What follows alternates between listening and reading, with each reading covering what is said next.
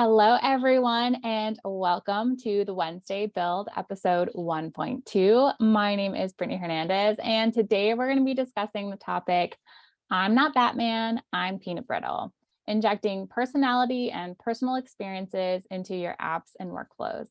Today, our featured guests will be Batman, Peanut Brittle, which is me, and the Duolingo Owl. Let's get into it. My name, as I said, is Brittany Hernandez. The reason why I called it Peanut Brittle is because my uncle Mikey, who's my dad's brother, calls me Peanut as a nickname. And my dad used to call me Brittle Bird, and then it got shortened to Brittle. So when you combine them together, I'm Peanut Brittle, which is a yummy candy and my nickname. So it's going to be a little bit about today how we can take these parts of our nicknames, our personalities, our life experiences, and inject them into the things that we do professionally and personally. So a little bit about me, I'm from San Diego, California, but I live in London now. And I worked in the Coast Guard. I was on active duty for 4 years. I'm a lawyer. I have a master's degree in international film business. I worked as a business development executive for a legal tech company called Vala. I also am a professional no-code and low-code developer, which means that I use a mix of different tools and techniques in order to create interesting and fun workflows and apps. I'm also the global ambassador to law schools for Documate, and I also run the Law Students in Legal Tech Access to Justice Fellowship, which just launches next week. So I'm super excited about that. I'm also the creator and host of Lightning Talks for Legal Innovators, and that's in partnership with Documate as well. And I run this show, The Wednesday Build. I'm also the creator of the free interactive digital magazine Code Word Hex, which we'll kind of show you a little bit today. And I'm the founder, course creator, and senior instructor of Chromium Academy, which has Documator certification courses, things on software and Airtable, and more. So let's get into the build for today. So we're going to talk about, I want you to just kind of bear with me. We're going to have an analogy of a pineapple. So we're going to talk about 3 steps. We're going to talk about finding your pineapple, which is your 5, your genius, and your Venn. How to wrap it in magic, and we'll have a case study of Batman, and then how to engage the 4 quadrants, which I'll go into later with Duolingo as a case study. So let's start with step 1, find your pineapple. And when I talk about your pineapple, what I'm talking about is your unique gift and the priceless gift and ability that you carry, which comes from the idea, this idea comes from The Big Leap by Gay Hendricks. And so one of the ways that we can find this is by mixing these 3 concepts together, which I'll go into each in turn. But the point of this exercise of finding your pineapple is that in order to inject that personality or your unique ability or your unique perspective or selling position into your apps and workflows and your websites and your presentations, means that you need to have the self-awareness and understanding of what you're trying to say and what you have within you that you'd like to express to other people. A bit like art, where the artist has different paints and brushes, and then they can paint with them, but they have some sort of vision of what it is they're going to create. So let's start with your 5, then we're going to go into your genius zone or your zone of genius, and then your Venn diagram of success. So this idea of your 5 comes from Jim Rohn, which is that you are the average of the 5 people that you spend the most time with. So in most people's case, you spend the most time with yourself. So this will be things that are, so we're talking about things that affect and influence your personality and your life experience and how you can take those things forward. So this would be different types of music that you consume. This could be what you think and do while you're by yourself. This can be the workout programs that you do. This can be all sorts of different stuff that is mostly engaged while you're alone, things that you read, and so on. The next one is family. So spending time with family affects the conversations that you have, affects how you view yourself. Trauma from your childhood or a good childhood can influence who you are today and your personality. Your friends and what they're talking about, what you discuss with them, how they inspire you, conversations. Your professional network, this can be people that are your colleagues at work. This can be people that you've connected with on LinkedIn. This can be anyone who's within your professional network, and how their posts or their conversations or their work or whatever else influences you and adds to your work. And I'll show you some examples of this. And then also your educators and mentors, which would be, for me in my case, my mentors are people like Dorna Moini. My educators are people like Matt Delac from She Codes. And we also have Frances O'Dara Matthews from the Intro to Notion for Creatives and Creative Projects course. So things like that. So those are types of people that would be my mentors and educators. And a good example of someone from my professional network that I'm really inspired by is Lauren Curry, who has a confidence course and is engaging a confidence revolution and stimulating one. And then, so those different people sort of in my time by myself really affect this average of my personality and my being and who I am, but also you could say nature and nurture and all those different things. But to say that what this looks like for this particular part in real life and in my build personally is, for example, with self. So one example of things that I do by myself that influence my build is I love to do a workout program called Bar Blend. It's by Elise Joan and it's on Beachbody. So I'll just show you quickly what that looks like. So this is the program that I'm doing right now, and I've done it like 4 or 5 times. I just really, really like it. And the reason that I like this particular one is because it's a blend of things like ballet, Pilates, cardio interval training, strength training, and more. And then Elise actually also has meditations, and she has, when she's talking to you during the workout, she's not saying like, okay, now engage your legs or, engage your arms or tighten your core. She's saying things like that help you with your mental health. She's talking about how you can reduce anxiety in your life. She's talking about these different things. And the reason why I bring this up is because it inspired me to kind of think about how I might be able to blend things like no code and low code tools together.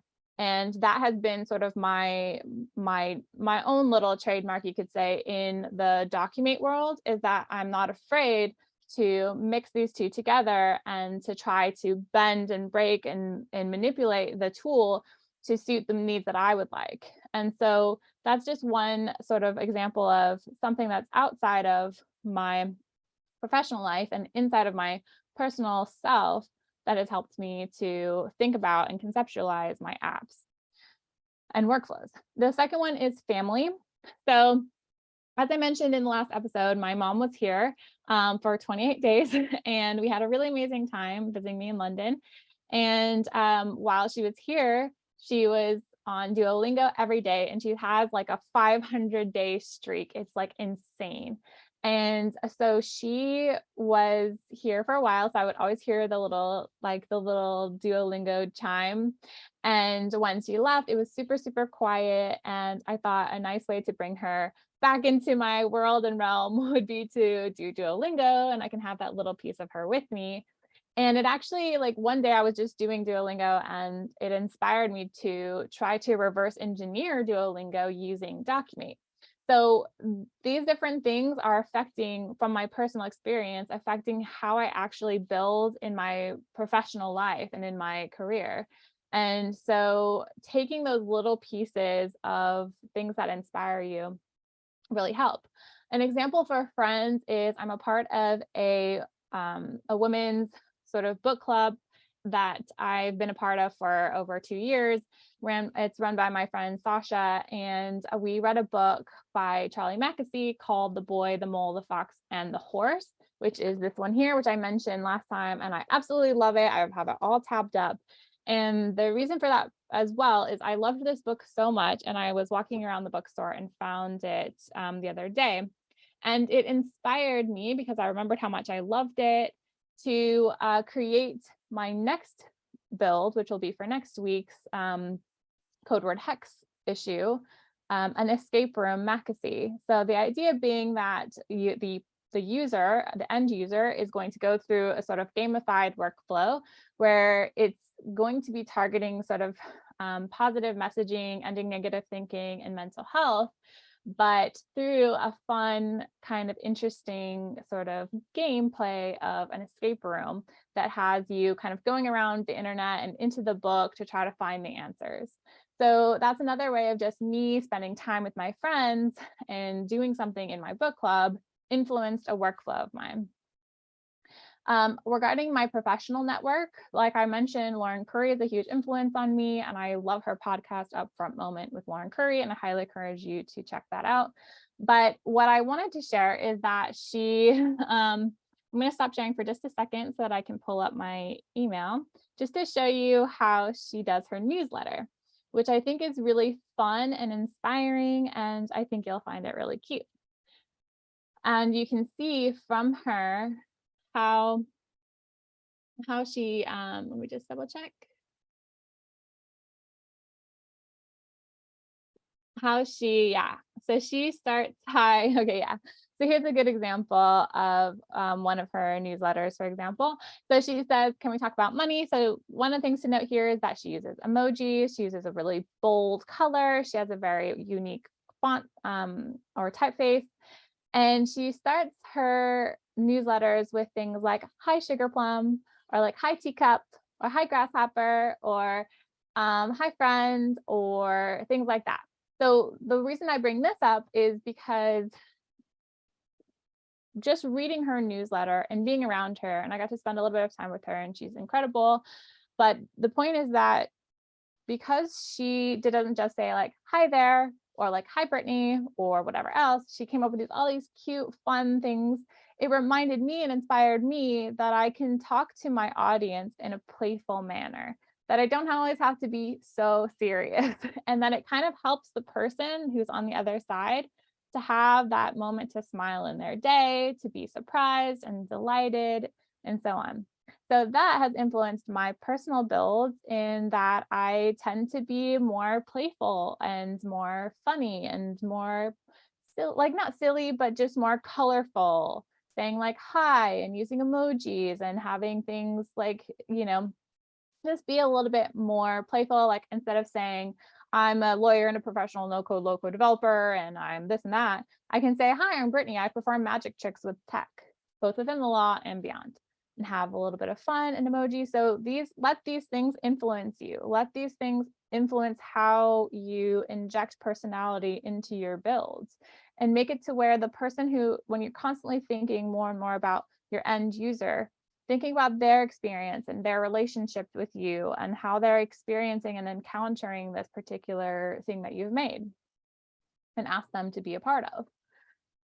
Another one is educators and mentors. So as I mentioned, Frances O'Dara Matthews is fabulous Notion consultant who I can show you. Let me just pull this to the side a little bit.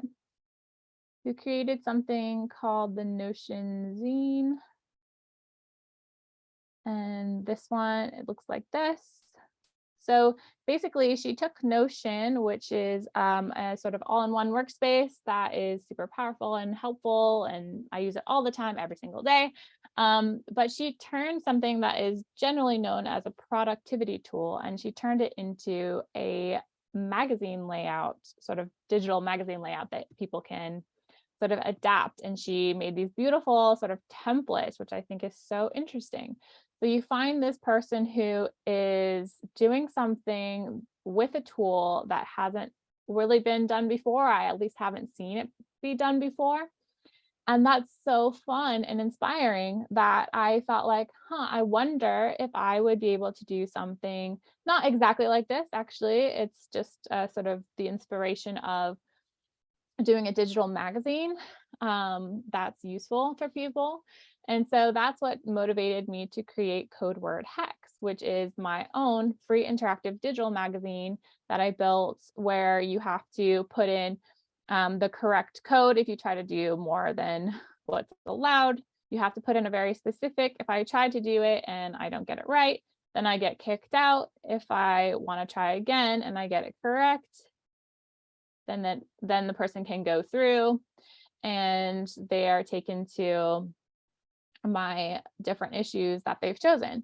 So the idea here is I didn't steal what she did. I didn't copy exactly what she did.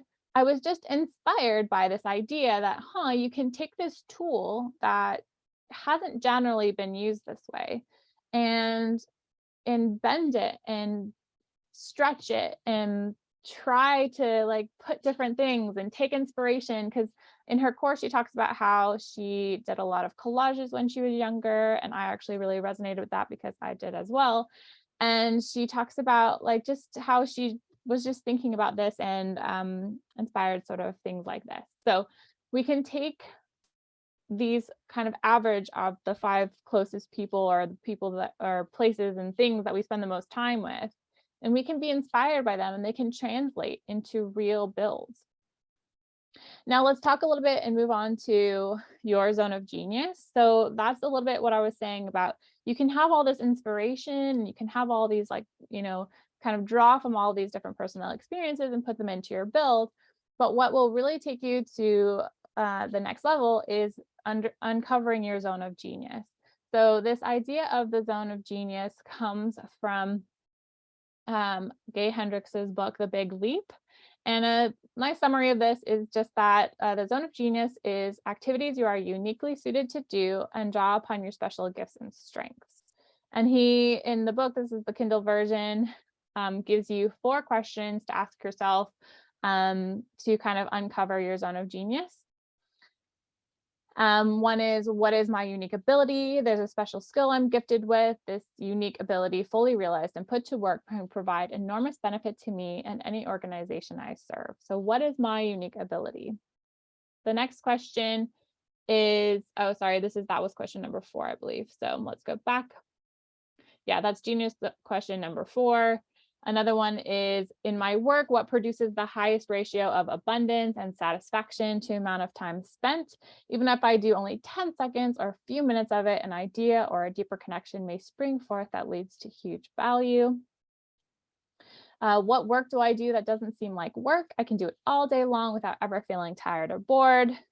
And then the first question is, what do I most love to do? I love it so much I can do it for long stretches of time without getting tired or bored.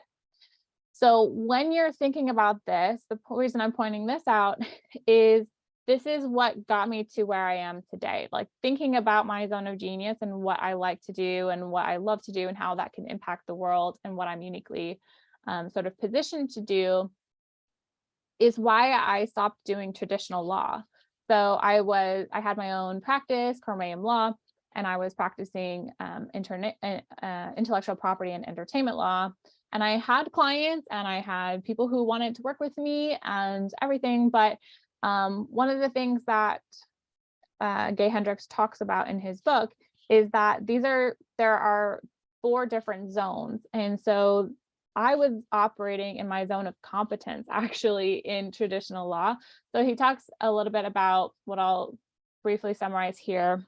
If I can find it. So he talks about, let me just pull up my Notion. This is Notion, by the way. And show you what I was going to say about these 4 zones. So the 4 zones are zone of incompetence, zone of competence, zone of excellence, and zone of genius. So your zone of incompetence is made up of all the activities we're not good at. So by the title, you can see it's others can do them better. Surprisingly, like people persist in doing things, but they have no talent. And he gives this funny story about one of his friends or clients who was a very highly paid businessman, and he spent like 13 hours trying to figure out how to do something with a printer. And he later just hired a guy to do it for like $15, and he was able to do it in an hour. So these are things that you should delegate. These are things that you should avoid doing altogether. Delegate to someone else or find other ways to avoid doing them, like delegating them through tech or hiring an assistant or something else. So for me, my zone of incompetence is things like routine, boring admin stuff, HR and accounting things, anything that has to do with sort of oh, the admin side of running a business is not fun for me because I want to live in the world of building. I want to live in the world of creating. And so having to stop doing that in order to do something like figuring out numbers or figuring out HR stuff is not fun for me. So I have to try to figure out how to delegate that as much as possible. My zone of competence, or what is the zone of competence? So you're competent at the activities in your zone of competence, but others can do them just as well. Successful people often discover that they expend far too much energy into this zone. So for me, that's practicing traditional law. As I said, I was fine at it. I'm good at it. I was competent at it. I was doing my job fine, but it didn't bring me a lot of joy. I wasn't per se any better or worse than anyone else. I was just sort of fine at it. And even though I advocated well for my clients, personally, I didn't feel very fulfilled. And actually, I did feel quite anxious when I was practicing traditional law. It was very difficult for me to sort of, I would always sort of get a lot of anxiety whenever I would get a new client because it meant that I would feel unfulfilled. Anyway, long story short is that was my zone of competence. My zone of excellence, so or what is it, is in the zone of excellence, these are the activities you do extremely well and you make a good living at. And this is a zone that can be actually a dangerous trap, he says, because you can remain in the zone, but to do so will hobble yourself from taking the leap into your zone of genius. So there's this very strong temptation to so let me just correct this typo. There's a strong temptation to remain within your zone of excellence because you're addicted to this comfort and you want to stay there because you're reliable, you're getting paid, your friends and family, and you're getting praise by everyone from your clients to your family. And the problem here is, he says that a deep sacred part of you will wither and die if you stay inside your zone of excellence. There's only one place where you will ultimately thrive and feel satisfied, and that's your zone of genius. So let's talk about that now. And I hope you do take a moment to think about this. But first, I can share what mine is. So my zone of excellence is being a freelance builder, automator, and no-code, low-code developer, where I work on other people's projects, things like bespoke tutoring for individuals and teams and bespoke consultations for individuals and teams. And the reason why I say this is I don't want to say that I would never do these things because I am good at them. But when I was doing that with gig law, for example, I was learning so many things that I wanted to apply in my own builds and to create my own apps and to create my own workflows and to try. But then because I was spending a lot of time working on someone else's projects, it made it to where I didn't have any time or energy left to do the things that I wanted to try. So that takes us then to the next level, which is the zone of genius. So the zone of genius are activities you are uniquely suited to do and draw upon your special gifts and strengths. Your zone of genius beckons you with increasingly strong calls as you go through your life. And then anyway, so it just talks about how your body will give you signals if you're not living in this zone through things like sickness and so on. And these alarms are reminding us to spend more time feeding our natural genius and letting it do its magic in the world. And so these are the questions that we mentioned earlier. What do I most love to do? What work do I do that doesn't seem like work? In that work, what produces the highest ratio of abundance and satisfaction to the amount of time spent? What is my unique ability? And he gives you some prompts that you can fill in the blank to kind of discover this. For me, it kind of comes into 3 categories: thinking, doing, and educating. Thinking of new and creative ways to use and integrate different tools, ideas, concepts, strategies, personal experiences, and more. Doing, actually putting those thoughts into action in a structured, systematic, and habitual way. And then educating, sharing what I've thought about, learned, and done with those thoughts and that knowledge with others in a way that is directly applicable to their lives and business. So that is just an example of what your zone of genius could be, or what mine is, and how you can discover it. And the point of this is to kind of just point out that if you're building things for your, let me just pull up this next part here. If you're doing things in your builds that are not interesting to you, and they're not impacting the world in any particularly useful or interesting way. And I'm not saying that you're building things that are useless. I'm just saying that if they're not fulfilling to you or impactful to you, then there's going to be a missing element of your passion in those builds or whatever you're producing, because you're not living within that realm where you're personally fulfilled. So it's something that I would really prompt and encourage you to think a lot about, and to kind of answer these questions and discover what your genius zone might be, and operate as much as you possibly can, and spend so much time there that you can delegate everything else that's not within that realm, and find joy in your lives and find joy in your builds and your process. And that will be infectious to your target audience. So the next thing I'll talk about is called your Venn diagram of success. So your Venn diagram of success, this concept comes from an article that is from Inc.com, and it highlights the HubSpot co-founder. And basically, Dharmesh Shah. So he says that basically the reason why certain people are successful is that they were kind of able to have their genius zones like intersect.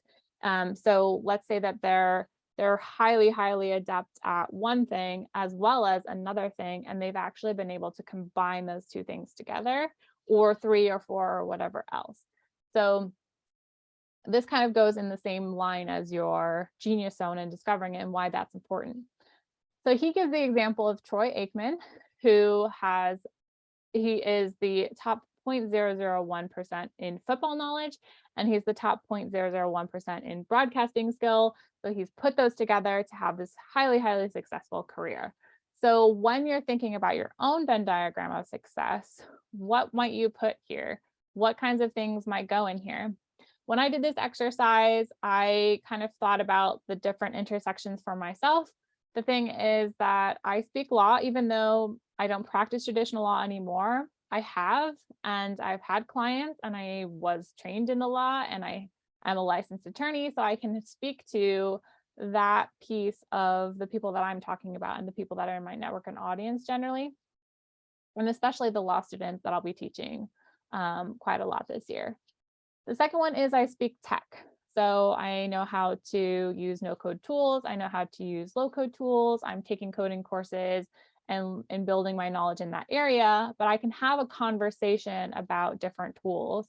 I also speak biz. So I do have a master's in international film business. So I have business training and experience. So I can speak to things like pitch decks and harmonized business models. And we can talk about all these different concepts about marketing and all these different things. So I have that piece together as well. I also speak lifestyle and human and playful.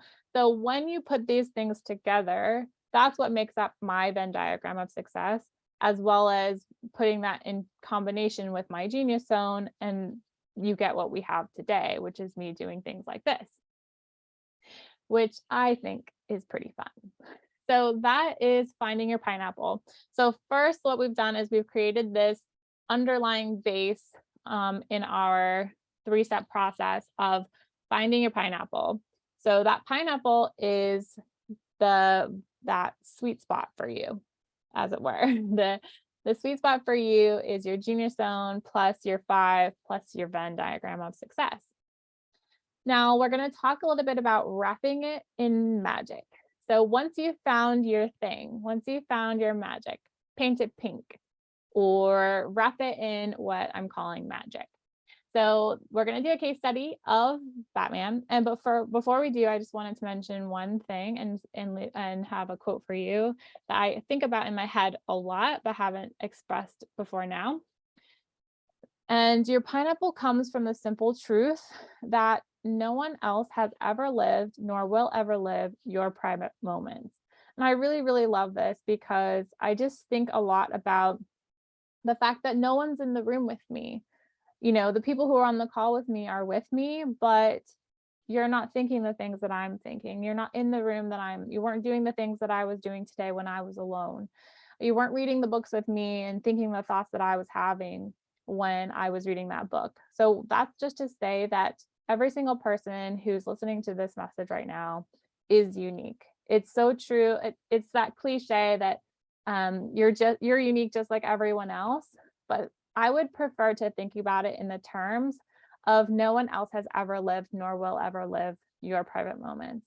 Think about the last time you were in a room by yourself. It could be right now, it could be earlier today, it could be later today. And think about the last time you had a conversation where there were only two people involved. Well, think about the last time you had a conversation with your partner and it's only you and that person. So just understanding that means that you do have something unique in this world that no one else can ever offer because they've never lived that moment before. Only you have. So the next step of this process, like I said, is to wrap your pineapple in magic. So the reason why I'm going to use Batman for this is if we think about Batman's pineapple, he kind of has a couple of different things in his Venn diagram and his people. He has people like Alfred, and he has his parents, and he has his life experience of having witnessed his parents be killed. And that has driven him to have this mission of being sort of a vigilante and kind of cleaning the streets of Gotham. And so this is where he lives in his Venn diagram of success. Is he's good at fighting, he has a purpose, he has a mission, he's very intelligent, he also has the means because he's a billionaire. But what he's done is he's not only just gone around, and he didn't just become like a policeman, not just my partner's a policeman, so not to say just a policeman, but to say that he didn't become a policeman and go out on the streets or even just in his regular normal clothes and like beat people up. He became a legend because he wrapped it in a little bit of magic and mystique. And so something we can draw from this is around evoking a sense of something. So in the way that he presents himself with a mask, in which evokes a bit of mystery and danger. He wears black, and black with only an accent of yellow. So the yellow pops and it's very noticeable. He has bat imagery, which evokes kind of caves and not a loner, but sort of a loner among other loners, you could say. People, he kind of evokes this almost feline as well, sort of a mix of feline and bat with the ears. And so anyway, so if you just kind of look just at this sort of image spread or palette, you could say, you get a sense of what he's projecting into the world. He's projecting this sense of mystery, mystique, sort of otherworldliness. And he's achieved that through things like his name. So his name is Batman rather than Bruce Wayne. So having sort of an alter ego. You have also his logo. So he has a very striking logo, or you could say calling card. That is this bat with a very strong sort of presence, which has lots of sharp points and then with curves. So think about how that makes you feel when you look at it, a little bit like you might be in danger. And then also things like colors that we discussed, things like black and yellows. And then you have sort of things like fonts. So what types of fonts are used on this page to evoke sort of maybe masculinity, boldness, just having such a straight boldness here. So all of these different things have a sense of personality. So we're going to talk next a little bit about personality and how personality can be projected in things like logos, colors, and typefaces or fonts. So for example, you have this article that juxtaposes playful and serious by use of Toys R Us and the Time logos. And so it talks a little bit about what personality does your logo display? Is it economic or luxurious? Is it playful or serious? Is it loud or quiet? So it's really fascinating to me, this idea that you can wrap a concept or something that you're doing into sort of something that evokes a sense of emotion from the person who's viewing it, and to connote something that you're trying to connote. So here we have things like bright colors are generally economic. You have um, targeting customers for looking for a budget or cheaper product. So what is your so here we have typography. Economic logos usually feature sans serif fonts, while most luxurious logos use elegant serif alternatives. So what are you doing to project your own personality? Now that you've figured out your pineapple, and now that you've figured out your sort of your genius zone and your Venn diagram and what you want to do and all the things, how do you project that to an audience that you are masculine or feminine, or that you are economic or simple or elaborate or whatever else? So playful or serious. For me, if you look, for example, at this one about playful versus serious, you see lots of different colors. Playful personalities are for brands like Toys R Us. By using friendly, colorful elements and fun typography, it gives customers a strong impression of fun, kid friendliness in games. So you will see that a lot in mine as well. I use purples and pinks and reds and blues and greens and all these different colors and emojis, because I want to project that I am playful. I want to project that I am friendly. I want to project that I am approachable and that I would be happy to talk to you if you were to reach out to me. So those are the types of things that I've consciously, purposefully put into my builds to create this sense of approachability and friendliness. And it's something that you can do as well. Even down to what color is my background? What color is my background for my slides? What color is my browser? What color is my logo? Whatever. The point is that you're just thinking a lot about your unique personality and position in your genius zone, and what you're trying to do and what you're trying to say, and how you can evoke that with things like wrapping it in the magic and personality of logos, colors, fonts, things like that. So I wanted to quickly also show you these two articles. So we talked about logos. Let's talk a little bit about shades of color. So this article is by the Big Chill, which is a company that does refrigerators, which are super cute and a bit retro and vintage. So this one talks about things like red, known as the most popular color choice for restaurant decorating schemes. Red is said to be an appetite stimulant, firing up your taste buds with eye-catching presence, which is part of the reason why McDonald's has red and yellow as its strong colors, because it stimulates your appetite and makes you hungry. So then you also have orange, a favorite color to represent the great need for socialization and a desire for human companionship, the need for personal or physical social challenges within your life, blah, blah, blah. So when you're looking at these colors, think about how they make you feel when you view them, how you want to harness the power of their personalities to inject them into your builds to have an effect, psychological and emotional reaction from your end user. So things like yellow, green, and so on all say something. That's why they kind of say to you that I think that yellow flowers mean forgiveness or whatever else. So let's just look that one up really quick. Yellow roses, what do they mean? Let's see. Friendship, yeah. Friendship, not forgiveness. So yellow roses are universally known as symbols of friendship. So anyway, the point here is that you can harness the power of these colors on the human sort of nervous system or emotional centers to convey something that you're trying to convey and inject personality into your build.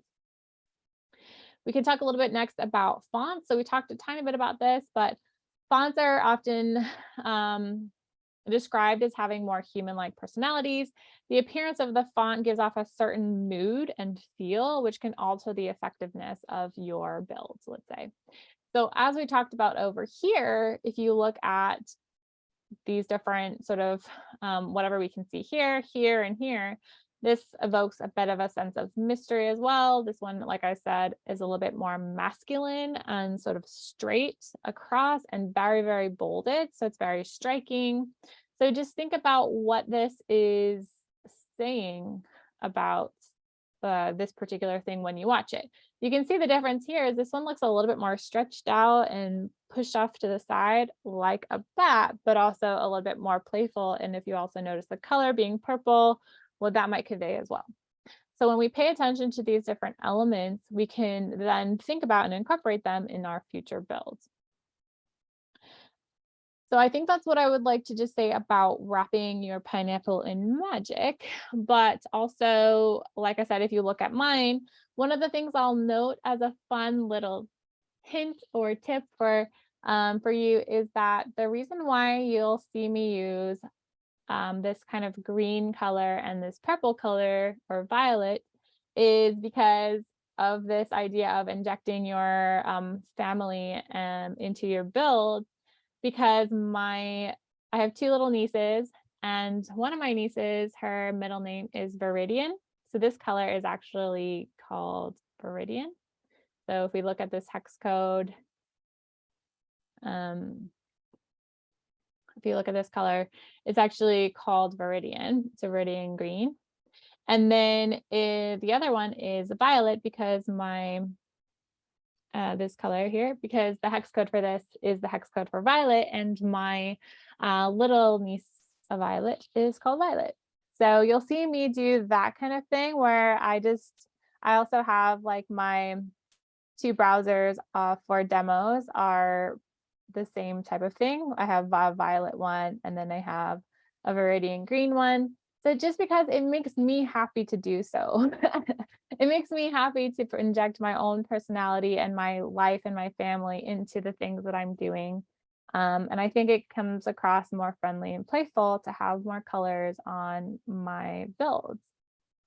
So let's move on to the next step, which is a really important piece actually, which is to engage the 4 quadrants. So this idea came to me last year around sort of, let's say, January, February of last year. And it kind of came in the context of my role at Vala, where I was thinking about sort of marketing strategies because I was a business development executive, and thinking a lot about how we could possibly expand our different offerings from consumption of products and information, you could say, because at the time we had a lot of sort of blog content, but we didn't have anything that would engage other people's that was very like read write focused, you could say.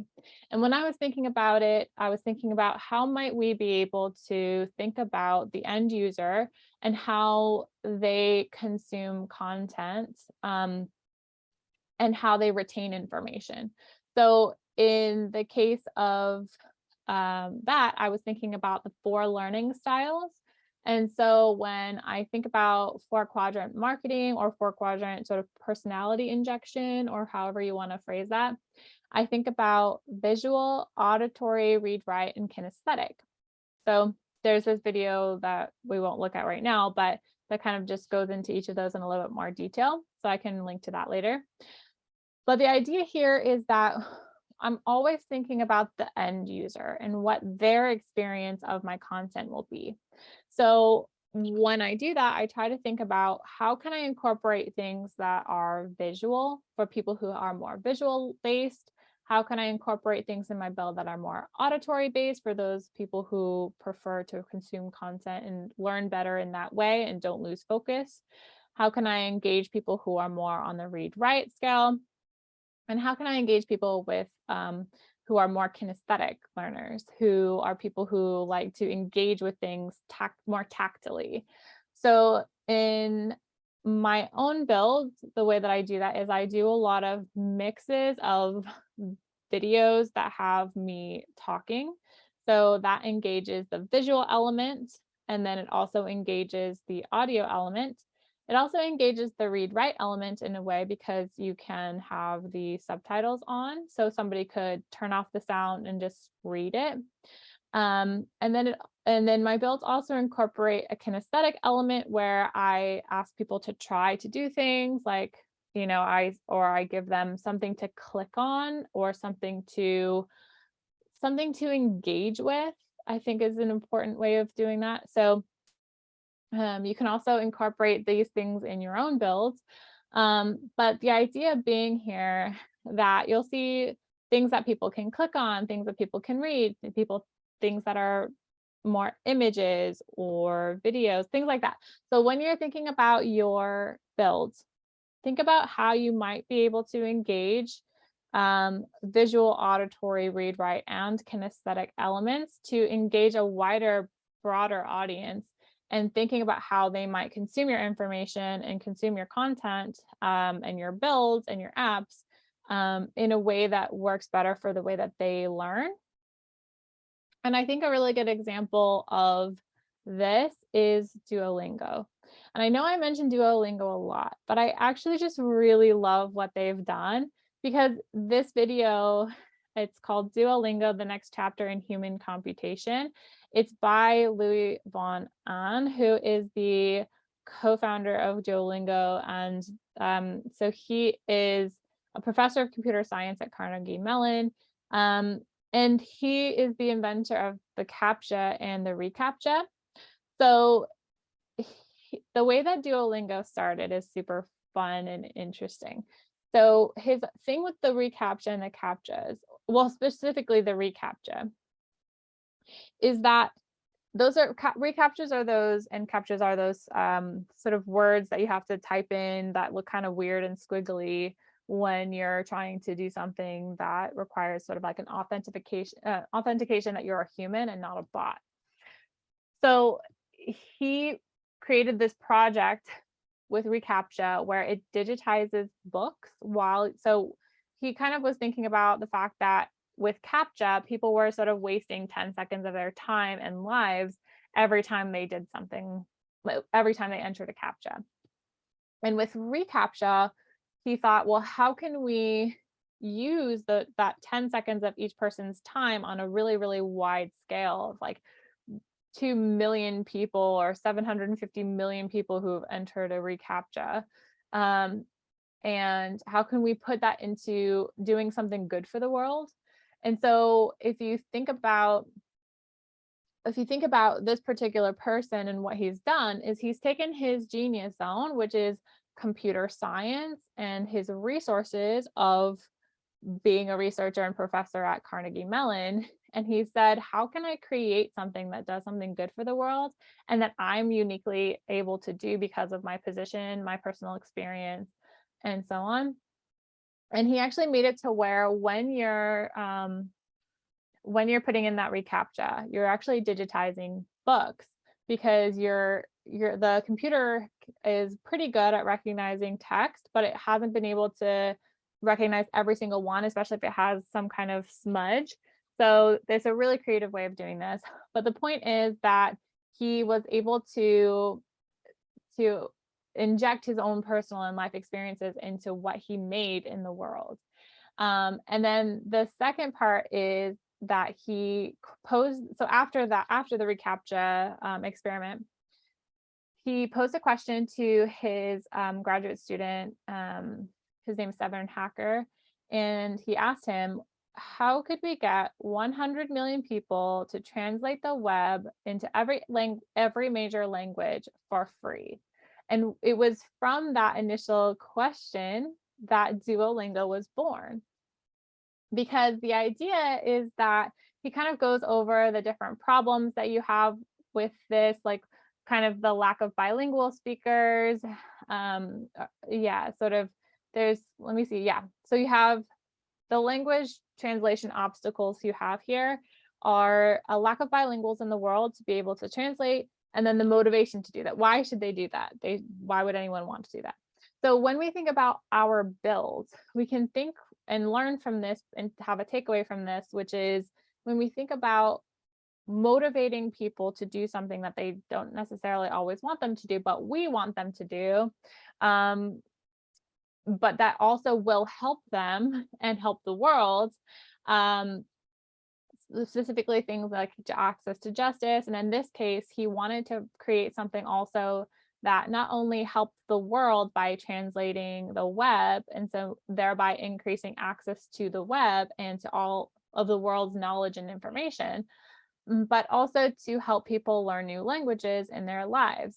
And also making it to where it was cost effective because you could have a free plan with Duolingo and learn languages and still help with this project.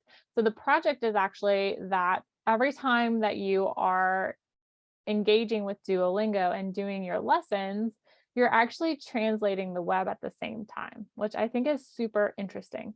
But he didn't just make something that was doing that in a language learning app. He engaged the 4 quadrants, which we were just talking about. So when you look at Duolingo, you see what we talked about, which is color, fonts, logos, and engaging things like each lesson engages a different aspect of one of these 4 things. You have the visual element because there are pictures in some of these. So a picture of a horse or cheval. You have auditory where the Duolingo is pronouncing something to you, and then you also pronounce it back. So there's an auditory element. You also get this sort of gamified and sort of something like gambling where you get like a little ding kind of thing when you do well. And so there's that sort of addictive element, that hit of dopamine as well. So that thing about engaging people's sort of physiological makeup and understanding how psychology works and the psychology of the colors that are on this page. We talked earlier about the playful versus more serious. So in this one, you see lots of vibrant, bright colors, and it's very clear. And you have lots of things that are moving to engage your attention. So you also have sort of characters that have personalities and they're fun and funny. You have this particular owl that shows up and is your little guide throughout this whole thing, and he or she is so playful and fun. So you can see that injection of personality over and over and over again using things like color, font, logos, mascots, different things like that. You also have the read write element. So the read write element here comes from you having to type in and sort of read when there's different stories and stuff like that. And then finally, you have the kinesthetic, where you sort of are engaging with this tool in multiple ways and having you kind of go then out into the world and have real conversations in real life, and having that practical element of putting what you've learned now into practice in the real world and stumbling along the way and learning from that and having that sort of immersive experience. So I think that these are really good examples overall of cases where people have been able to inject a level of personality and personal experience into something that they've created and put out into the world that we can learn from. So if you have any questions about what we've talked about today, feel free to reach out to me. I'm just going to go over a few quick announcements now that we've kind of wrapped up our experience talking about wrapping your pineapple into the 4 quadrants of magic. And I hope that you do take away that you are unique and that no one else has lived your private moments. And so you do have something to offer this world and to offer yourself in the form of your genius zone, and living in that and cultivating your creativity every single day. And I hope that you build your apps with joy and passion. And so with that, I'll just close out with a few announcements. So next episode is going to be next Wednesday at the same time. Just look into your course material for the next link. And then Code Word Hex is the digital magazine that I mentioned that has a new issue out every Tuesday. The next one will be the one that I mentioned about the boy, the mole, the fox, and the horse, and the escape room. We have plenty of courses at Chromium Academy on software and Airtable, with more to come. Also, with my Documate experience, I was able to create some certification courses with my co-founder, Megan, or my co-partner, Megan. We have the fellowship program that is just launching, like I said, next week. So class starts on January 18th. So if you are a current law student, a recent graduate within 1 year of your official graduation date, or a member or participant in an incubator program, which is actually how I found Documate originally 3 years ago, almost 2.5. So you can apply for the law students in legal tech HOJ fellowship, which I'm actually leading and doing the course curriculum for. And then also feel free to join Chromium communities, which include Chromium Global, and then there's one specifically for the law students. And then the Documate community has a very active Slack group. If you'd like to join it, please do. And again, just feel free to connect with me on LinkedIn or email. If you'd like to talk to me about all of the Documate stuff, you can just email me at brittany@documate.org. Next week, we're going to do something that's a little bit more practical. It doesn't have as catchy of a name or as catchy of a interesting maybe sort of as a concept, but it is a very practical dive into how to create custom CSS for your builds. So one of the things that we talked about last time was sort of noticing and noting and wondering. So the inspiration for this deep dive on custom CSS and a practical exercise in sort of Amazon Web Service and Bootswatch comes from my going through that process where I wanted to change the color of my build. So you're able to do that. Like I wanted to change the background and the font and stuff like that. And I was trying to figure out how to do that. So I went to the Documate Learning Center and I looked up this article on adding custom CSS and styling to your builds. And I tried the different ones and they're super easy to add to your builds. You just copy and paste this link into the backside of this. So you could take any one of these you want. And all you have to do is say that you go to your settings and then you just say change style with custom CSS and you just copy and paste that into here. But I wanted to try something else. So I wanted to make my own. I wanted to have different colors. And it did mention here, pre-built custom styles. You can use any of the design themes listed in here. So when you go to that link, it takes you to this thing called Bootswatch. And Bootswatch is free themes for Bootstrap. So that makes it to where you can easily install these. So when I was trying to do this the first time, which was about maybe a little less than a year ago now, this was not as straightforward and easy as I thought it was going to be. I had no idea what I was supposed to do with this once I downloaded it. So when I went back to this and was like, where are the instructions for how to do this? I don't understand what I'm supposed to do with this. How do I turn this file that I've just been given into a link that this editor will now read? That was the question that I wanted to answer so that I could get one of these links. But when I actually started to look at these links, I noticed a pattern. And the pattern is that there is something that says AmazonAWS.com. And I said, it's also here. And it's also here. And it's also here and here and here and here. And I said, Amazon, what does that have to do with anything? Because at the time I didn't know very much about all this stuff. So anyway, that's just to say, next time I'm going to go into a deep dive of how I was able to figure out through lots of research and many hours and looking at YouTube videos and trying to figure out what to do, how to get your Bootswatch download into a link using Amazon Web Service. So next time, like I said, we'll have more of a practical deep dive into how to actually do that. So I hope this was useful and thank you so much for your time. Do feel free to connect with me. And I love that you're all here. So thank you so much for your support and I will see you next week. Bye, everyone.